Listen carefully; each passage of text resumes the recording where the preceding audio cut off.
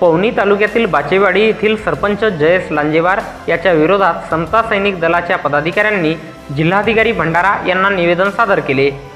जिल्हाधिकाऱ्यांना दिलेल्या निवेदनात नमूद करण्यात आले आहे की जयेश रमानंद लांजेवार हा 2022च्या निवडणुकीत निवडून आल्यानंतर पदाचा दुरुपयोग करून ग्रामसभा न घेता बेकायदेशीर निर्णय घेणे आणि जर त्यांच्या विरोधात कोणी बोलले तर त्याला खोट्या नाट्या आरोपात पकडून पोलिसात अडकवणे, तसेच बौद्ध बांधवांनी त्याच्या गैरव्यवहार भ्रष्टाचार होऊ न दिल्यामुळे कातावलेल्या सरपंचांनी खूप शिवीगाळ करणे, मारझोड करणे आणि कचाट्यात आणणे सुरू केले, अशा पद्धतीचा त्रास देणे सुरू केले।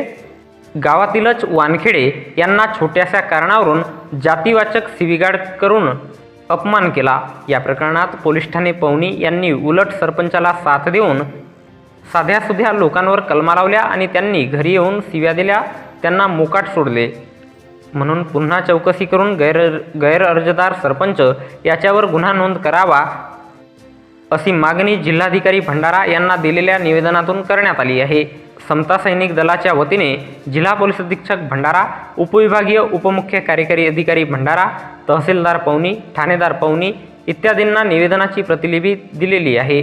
याप्रसंगी जिल्हाधिकारी यांना निवेदन देतेवेळी समता सैनिक दलाचे राष्ट्रीय अध्यक्ष DF कोचे, राष्ट्रीय staff officer Gajendra Gajbiye, GOCRC फुलुके, प्रवक्ता CD गवरे, शहर GOC विलास नागदेवे, संघटक नरेंद्र भोयर, श्रीराम बोरकर, धनपाल गडपायले, सामाजिक कार्यकर्ते DG रंगारी, विष्णुदास लोणारे इत्यादी कार्यकर्ते पदाधिकारी उपस्थित होते।